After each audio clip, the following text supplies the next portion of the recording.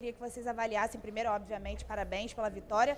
Uma vitória que já seria super importante para o Flamengo, só que essa, queria que vocês avaliassem, se tornou a maior goleada sobre o Vasco na história. Boa noite. Boa noite. Um jogo difícil, um clássico. O início parelho, né? A equipe do Vasco muito bem, fez o gol cedo. A gente manteve a tranquilidade, manteve o que a gente trabalhou, né? E seguimos criando situações e conseguimos terminar o primeiro tempo com uma boa vantagem. Oi, Kleber, Matheus, boa tarde. Igor Siqueira aqui do UOL, boa noite já. Como é que vocês sentiram, pergunta em relação ao Gabriel, dessa reinserção dele dentro desse grupo, dentro do estádio, dentro do jogo em si, camisa 99, gol, esse conjunto da obra envolvendo ele numa partida que acaba sendo a maior goleada da história do Flamengo sobre o Vasco? Cara, a gente não fica observando especificamente de algum atleta, como é o entorno, tudo. Nossos olhos são sempre para o grupo, Igor. A gente procura dar atenção máxima aos atletas durante a semana, na preparação do trabalho e durante o jogo, para que quando eles entrem, eles possam performar, ter o desempenho e, se com um gol assim, melhor ainda. Como todos, nada especial. Kleber, Matheus, boa noite. Guilherme Xavier da Trivela.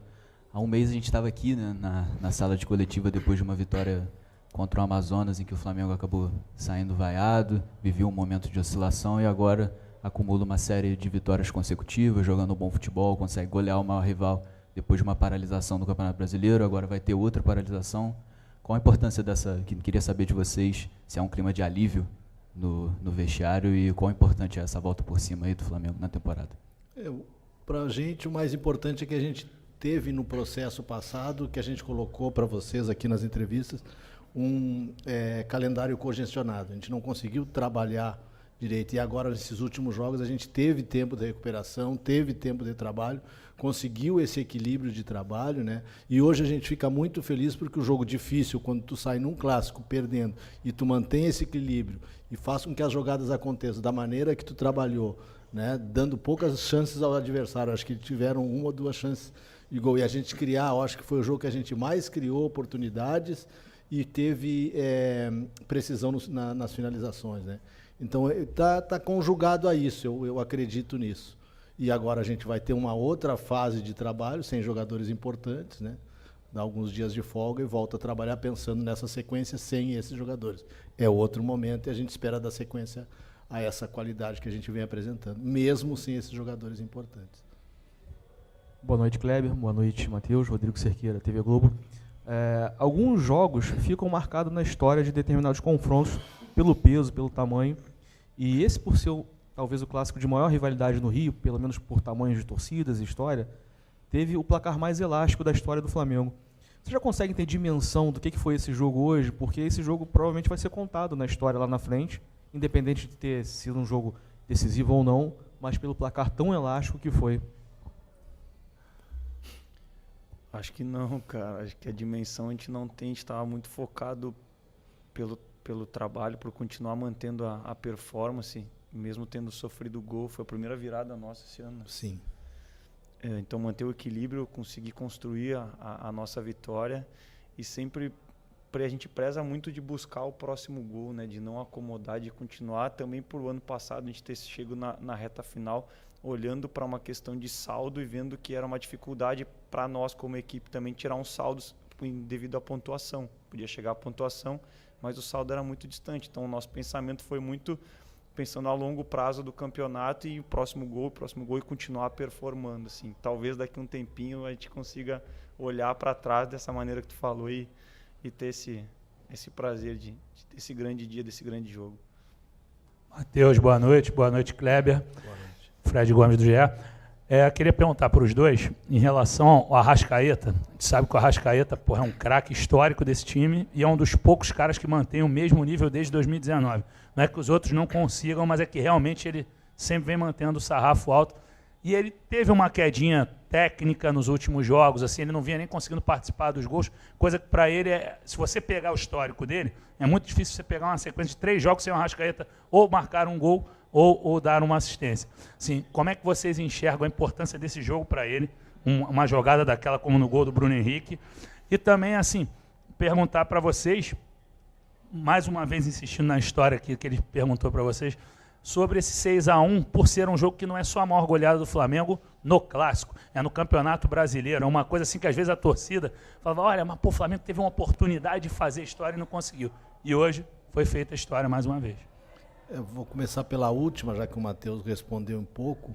A gente não imaginava e não imagina nunca fazer um processo de goleada, né? Mais ainda num clássico. Os nossos últimos jogos com o Vasco, desde que a gente chegou, foram jogos difíceis, né? E a gente trabalhou dentro dessa dificuldade. Procurar repetir o que a gente fez nesses últimos jogos contra esses adversários em Libertadores e Copa do Brasil, e no Brasileiro também contra o Corinthians.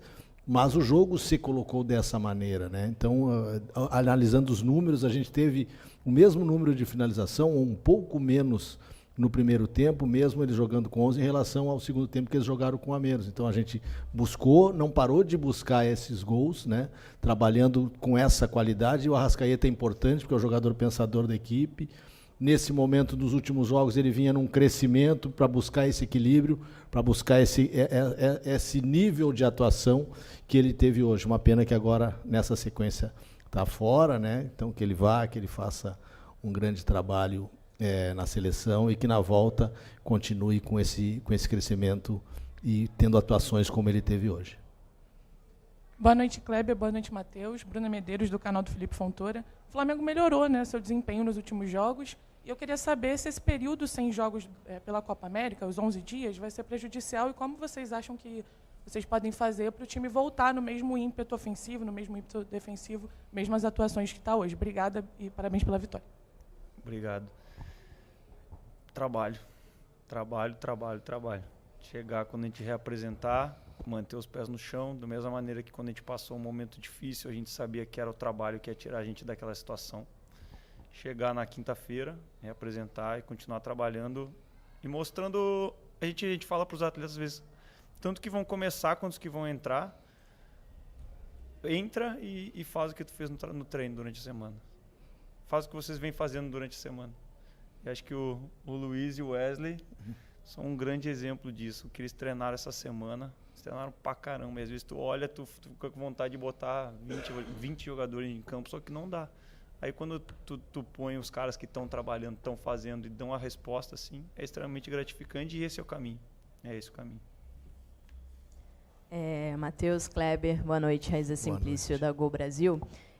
Parabéns pela vitória, né? Eu queria saber de vocês da situação do Carlinhos, né? O Carlinhos, ele chega no Flamengo, faz 2 jogos, se não me engano, no Brasileiro, tem até agora poucos minutos, ficou de fora hoje, não dá para colocar todo mundo, como o Matheus falou, mas como é que está sendo esse processo de adaptação do Carlinhos no Flamengo? Como é que vocês enxergam para os próximos jogos?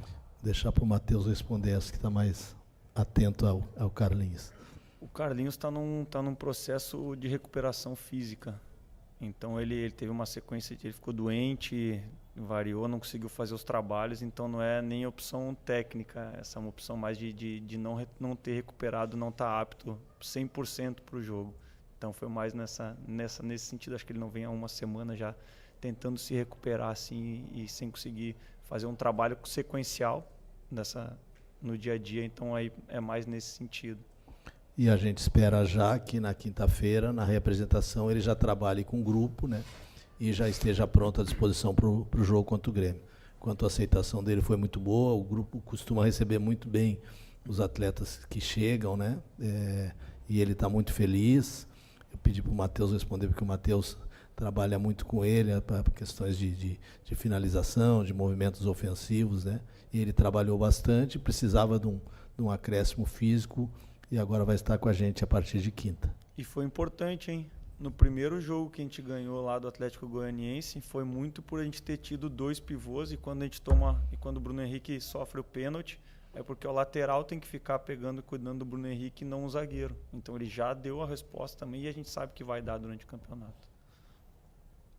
Aqui Matheus, Kleber, uma boa noite. Boa noite. Parabéns pela vitória, Marcos Martinho, do canal da QSRN. Eu queria perguntar para vocês a respeito da melhora do Flamengo durante o primeiro tempo, depois de um pequeno período ali de instabilidade, com dificuldade de quebrar as linhas do Vasco. Vocês encaram essa melhora como no aspecto anímico, no aspecto tático em si, de superação, no aspecto técnico, as coisas começaram a funcionar melhor, né? O Flamengo consegue 3 gols ali num período curto de tempo, relativamente, né? Queria saber a opinião de vocês a respeito disso. Mais uma vez, parabéns pela vitória e pela goleada. A gente reajustou alguns detalhes e a gente às vezes não gosta de falar nesses detalhes que são importantes. Foi aquilo que a gente trabalhou como estratégia de construção, principalmente, né? O Vasco marcou muito bem, com as linhas bem próximas, tirando espaço, mas a gente foi encontrando esses espaços pelos ajustes que a gente fez nesse início. E aumentou um pouco a competitividade. O Vasco iniciou competindo muito forte e o Flamengo aumentou a sua competitividade. Então, esses 2 fatores fizeram com que a gente crescesse e ainda no primeiro tempo definisse um bom resultado. Kleber, Matheus, boa noite. Parabéns pela grande vitória hoje aqui no Maracanã. E, Kleber, tivemos hoje a situação do Alan, saiu no primeiro tempo por conta de uma situação muscular, né? Não foi a primeira vez, outros 2 jogadores do Flamengo, curiosamente, também no primeiro tempo tiveram que ser substituídos recentemente. Se é algo calculado, normal, ou se, de alguma forma, preocupa vocês para esse intervalo, a recuperação e para a próxima sequência, em que, inclusive, o Flamengo vai ter menos opções com jogadores que estarão a serviço de suas seleções. E, Matheus, hoje tivemos a entrada do Gabriel Barbosa, depois daquela situação que aconteceu com ele. Parte da torcida o hostilizou, mas depois do gol dele, né, a torcida gritou que o Gabigol voltou. Até que ponto, né, isso é positivo para essa redenção do Gabriel Barbosa, ele que precisa também retomar o seu próprio futebol nessa temporada? O Alan é um jogador com característica de muita agressividade, um jogador de muita intensidade no jogo e fez uma sequência longa, né? Um pouco de resquício daquela parte que eu citei antes, de jogos num calendário congestionado que a gente teve. E a gente espera, vai ser avaliado com mais tranquilidade depois, a gente espera que ele consiga se recuperar e esteja à disposição para o Grêmio. Isso é um detalhe que o departamento médico pode falar melhor, mas o nosso desejo é que a gente consiga contar com todos esses jogadores. O Ayrton, né, que não estava, o Léo Pereira, que são, no momento, Carlinhos, Ayrton, Léo Pereira e agora o Alan, jogadores que a gente gostaria de já contar para o jogo contra o Grêmio. O Fábio fala muito, né? Não adianta, a gente quer que ninguém machuque, mas futebol, no nível que é hoje em dia, a intensidade, vai acontecer. A gente vai ter que tentar fazer com que menos aconteça e lidar com isso, né? E questão do Gabi, cara, a gente acredita nele. A gente acredita no que ele pode entregar pra gente dentro de campo e a gente quer ajudar ele a retomar ao que fez ele virar ídolo também da torcida do Flamengo. E isso é o nosso trabalho do dia a dia. Aqui, boa noite, Kleber, boa noite, Matheus. Parabéns pela vitória, pelo 6-1. A minha pergunta é específica para o Matheus, porque no terceiro gol nós tivemos um gol de bola parada, onde o Davi Luiz aparece quase como um centroavante, né? Ele se desloca, tá na frente do gol, vem para trás, faz um belíssimo gol de voleio. Essa foi uma jogada treinada por você ou é fruto aí de outros tipos de jogadas que o Flamengo já treina durante a semana? Somos todos nós, né? Não é quando a gente fala um ou outro responsável, tanto bola parada, o setor defensivo, o setor ofensivo, são todas questões que a gente estuda e conversa junto para treinar, né? Mas eu vou dar mérito aos atletas ali, que eles viram. Nosso segundo gol também foi de bola parada. E a gente estava precisando fazer um golzinho de escanteio, de falta lateral, fazia um tempo que não saía já. O segundo gol foi um pouquinho mais treinado, mas o terceiro foi mérito deles, da observação dos espaços que tinha lá dentro e da conversa entre eles de mudar e encontrar a solução. Matheus, Kleber, última. Boa noite, Matheus. Boa noite, Kleber. Tudo bem? Parabéns pela vitória. Sidão Marinho da Litoral News.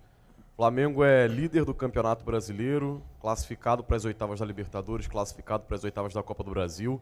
Se a gente pega os últimos 5 jogos, são 16 gols feitos e apenas um gol sofrido. Como esse momento que a equipe vive dá um gás ainda maior para vocês continuarem esse trabalho muito positivo, E se nessa conta do saldo de gols, 16 gols feitos e 1 gol sofrido, é a meta que vocês têm com a equipe do Flamengo, que tem um poderio ofensivo muito grande para o decorrer da temporada. É isso que vocês esperam do Flamengo? Uma produção muito grande no ataque, muitos gols feitos. Você falou até agora há pouco, né, que sempre quer buscar os gols. É isso que a comissão espera? Um Flamengo que vai para cima, marca muitos gols, sofre poucos gols. E se me permitem uma rapidinha, amanhã tem um sorteio da Libertadores. Como que vocês conversam, né, com o elenco, entre comissão também, nessa expectativa para o sorteio? Obrigado. Eu vou começar aqui e o Matheus completa.